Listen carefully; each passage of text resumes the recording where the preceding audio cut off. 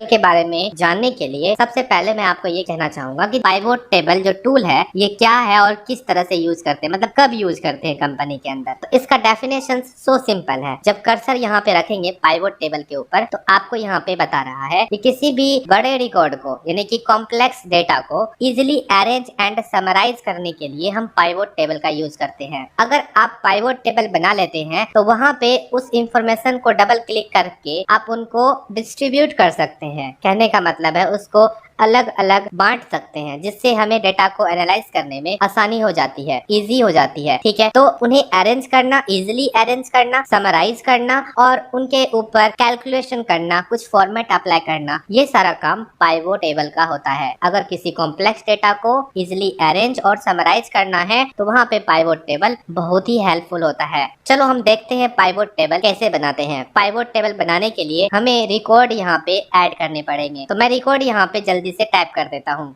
हाँ, तो मैंने यहाँ पे डेटाबेस तैयार कर लिया, यहाँ पे रिकॉर्ड को फिल कर लिया है एंड देन हम इसके ऊपर पाइवोट टेबल बनाना सीखते हैं। पाइवोट टेबल बनाने के लिए इस रिकॉर्ड को पहले हम सिलेक्ट करते हैं। सिलेक्ट करने के लिए Ctrl+A कर लेते हैं तो सिलेक्ट हो जाता है कंप्लीट रिकॉर्ड। उसके बाद हम पाइवोट टेबल पे क्लिक करते हैं। पर एक्चुअली पाइवोट टेबल हम क्यों बनाएं, क्या जरूरत है मुझे इसकी पाइवोट टेबल बनाने की, तो मैं आपको बता देता हूँ। जैसे कि अगर मान लो ये रिकॉर्ड है हमारे पास और यहाँ पे मुझे एक लैपटॉप प्रोडक्ट के बारे में जानना है। जैसे कि मैंने एक लैपटॉप लिखा और मैं ये कहना चाहता हूँ कि लैपटॉप में ये बताइए कि टोटल सेल कितना है हमारा। अगर हम यहाँ पे कोई भी और आइटम ले लेते हैं, जैसे कि मान के चलो मैंने ले लिया यहाँ पे मोबाइल। अगर मैं कहता हूँ मोबाइल का टोटल सेल कितना है, ऐसे केस में हम हर एक सेल को पता करिए बहुत ही बड़ा कैलकुलेशन करेंगे, तब जाके हमें मालूम होगा कि टोटल लैपटॉप कितने सेल हुए, टोटल मोबाइल कितने सेल हुए हैं। तो ऐसे केस में हमें ये सब जानना बहुत ही टफ हो जाता है। अगर हम ये भी कहें, अगर मान लो कि हमारे पास सैमसंग कंपनी है तो हम कहते हैं कि सैमसंग कंपनी के जितने भी प्रोडक्ट है उनके टोटल कितने हैं ये बताइए मुझे। तो ऐसे केस में हम कई सारे कैलकुलेशन करेंगे एंड देन उसके बाद हम पता कर पाएंगे कि हाँ इसका कितना वैल्यू होगा, इनका कितना वैल्यू होगा ऐसे में। तो यही एक चीज है जो हमें पाइवोट टेबल में बहुत ही इजीली करने का ऑप्शन मिल जाता है। तो मैं यहाँ पे इसी पाइवोट टेबल का हेल्प लेकर इस डेटाबेस को इस तरह से बनाते हैं ताकि हम सारे क्वेश्चंस को आसानी से जान सके। तो उसके लिए हम कंप्लीट इस टेबल को सिलेक्ट करते हैं। जैसे कि मैंने कहा कि कर्सर आप इस टेबल के अंदर रखें, Ctrl+A बटन को क्लिक करें जिससे आपका कंप्लीट रिकॉर्ड सिलेक्ट हो जाएगा। उसके बाद आप पाइवोट टेबल के ऊपर क्लिक करें। जैसे आप पाइवोट टेबल के ऊपर क्लिक करते हैं तो आपके सामने एक नया पॉपअप विंडो आता है जिनमें आपसे पूछा जाता है कि आप इस टेबल का पाइवोट टेबल फॉर्मेट कहाँ बनाना चाहते हैं। तो मैं यहाँ पे बताता हूँ कि मेरे को एक नया सीट पे चाहिए। कहने का मतलब है सीट नंबर 1 है तो इस सीट पे तो हमारा ये रिकॉर्ड है, तो मैं चाहता हूँ कि जो पाइवोट टेबल यानी कि एक नया टेबल जो बनेगा वो एक नया सीट पे होना चाहिए। तो मैं यहाँ पे नीचे में ये ऑप्शन है न्यू वर्क सीट, मैं इसका यूज करके ओके बटन पे क्लिक करूंगा। तो आप देख सकते हैं कि हमारा जो पाइवोट टेबल है सीट नंबर 2 पे असाइन हो गया है। अब यहाँ पे हम अपने हिसाब से पाइवोट टेबल बनाने के लिए इन सभी फील्ड का हेल्प ले सकते हैं। जैसे कि आप देख सकते हैं कि इस टेबल के अंदर name, city, product, company, date और सेल ये सारे कॉलम नेम है, ये फील्ड नेम है। अब यही चीज आपको यहाँ पे पाइवोट टेबल फील्ड्स में ये सभी फील्ड नेम शो कर रहे हैं। आप इन सभी फील्ड की मदद से आप आसानी से पाइवोट टेबल को बना सकते हैं। जैसे कि मैं यहाँ पे नेम सेलेक्ट करके और कॉलम के ऊपर रख देता हूँ, यानी कि इसको क्लिक करके यहाँ कॉलम के ऊपर रखना है। आप देख सकते हैं कि कॉलम में जितने भी वर्कर्स थे, जितने भी एम्प्लॉइज थे, सबके नेम यहाँ आ गए हैं, या कस्टमर कह लो वगैरह करके जो भी है। एंड देन यहाँ पे आप सिटी देख सकते हैं, प्रोडक्ट है या फिर कंपनी है। तो जैसे भी आप सिटी को सिलेक्ट करके यहाँ पे मैं फिर से कॉलम में रखा हूँ, तो आप देख सकते हैं सिटी भी कॉलम में आ गया। अब अगर मान लो सिटी को मुझे रो में रखना है तो इसको ड्रैग करके रो के ऊपर रखते हैं, तो आप देख सकते हैं कि जो हमारा सिटीज है वो सारे के सारे रोज में आ गए हैं। अब हम ये जानना चाहते हैं कि सेल कितना हुआ जी, तो हम सेल को सिलेक्ट करके वैल्यू के ऊपर रख देते हैं। तो आप देख सकते हैं ये सेल भी आ चुका है ऑटोमेटिकली। अगर यहाँ पे हम देखना चाहते हैं अहमदाबाद में कितना सेल हुआ, तो ये टोटल आपको यहाँ पे करके बता रहा है। आप कहना चाहते हैं अहमदाबाद में अमृता एक जो वर्कर है, जो एम्प्लॉय है, वो कितना सेल करती है, तो वो इतना सेल करती है।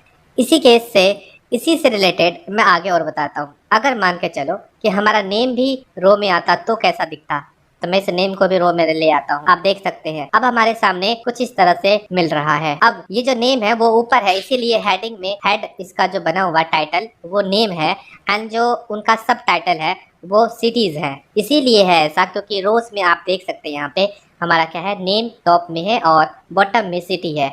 अगर मैं सिटी को टॉप में कर दूं तो हमारा सिटी ऊपर चला जाएगा एंड रोज यहाँ पे दिख जाएंगे। तो इसको बोलते हैं कि आप अरेंज करते हैं अपने डेटाबेस को, तो वो अपने हिसाब से देखते हैं कि आपको रो में रखना है या फिर कॉलम में रखना है, और उसको किस डेटा को आपको हेड रखना है, किसको सब हेड रखना है। अब इसी बेस पर अगर आप सेल के वैल्यूज़ को आप से वैल्यू में रखते हैं, यानी कि सेल का जो डेटा है वो वैल्यू में आ जाएगा, तो आप देख सकते हैं यहाँ पे टोटल अहमदाबाद में सेल हुआ है 48,918। बट इनमें से कौन कौन से ऐसे कैंडिडेट है जो सेल करते हैं, तो आपको दिखा देगा यहाँ पे कि ये है अमृता ने इतना सेल करा, लता ने इतना सेल करा, मोहित ने इतना सेल करा। तो ये एक क्या है, डेटाबेस है।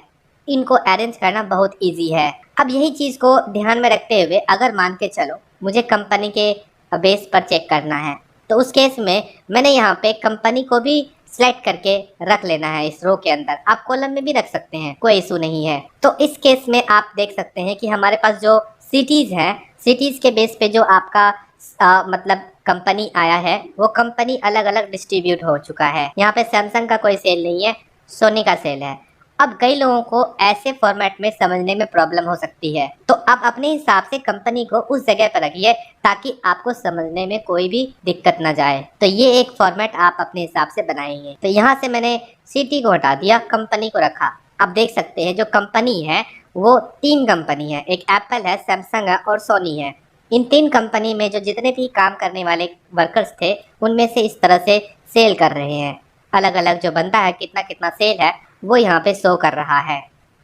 अब अगर मैंने मान लो कि मैं एप्पल कंपनी के जितने भी प्रोडक्ट है मुझे उसे अलग करना है, तो ऐसे केस में मैं एप्पल के जो टोटल है इसके ऊपर 2 बार क्लिक करूँगा।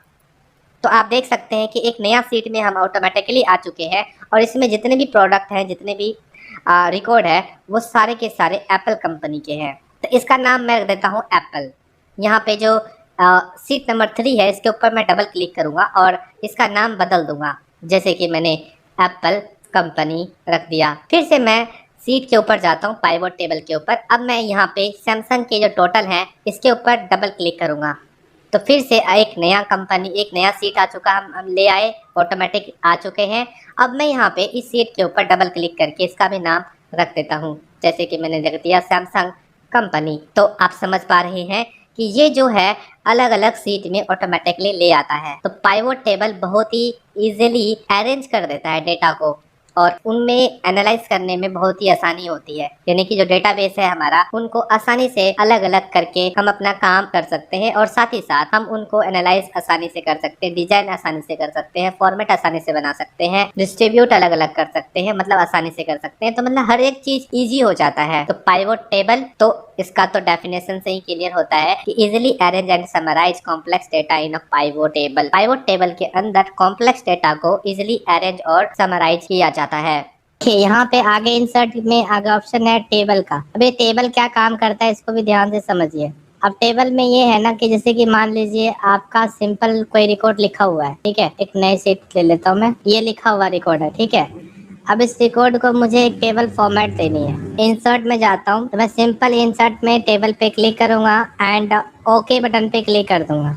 तो अब आप देख सकते हैं कि जो हमारा रिकॉर्ड है वो प्रॉपर टेबल में आ गया है और टेबल फॉर्मेट आपको दिख रहा है। अब मैं यहाँ पे चूज करने वाला हूँ यहाँ पे कुछ नया रिकॉर्ड, जैसे कि मैं यहाँ पे लिख देता हूँ कीबोर्ड, उसके बाद एंटर करता हूँ। तो आप देख सकते हैं उसमें जो रिकॉर्ड है उसका जो टेबल है ना फॉर्मेट, वो आ गया।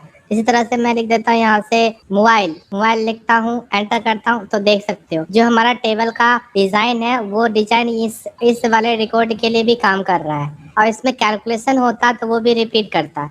तो ये एक सबसे बेस्ट ऑप्शन होता है जब भी आप कोई भी काम कर रहे हो, उसका जो रिलेटेड रिकॉर्ड है वो आगे लिखना चाहते हो, तो ना आप कोशिश करो कि उसको टेबल फॉर्मेट में अप्लाई करके काम करें, ताकि ना डिजाइनिंग आपका दोबारा से कॉपी करने की जरूरत नहीं पड़ेगी एंड कैलकुलेशन भी आपका हो जाएगा बाय डिफ़ॉल्ट। तो ये है टेबल। इसके डिज़ाइन बहुत अलग अलग है जो आपको यहाँ पे टेबल टूल्स के डिज़ाइन टैब में देखने को मिलेगा।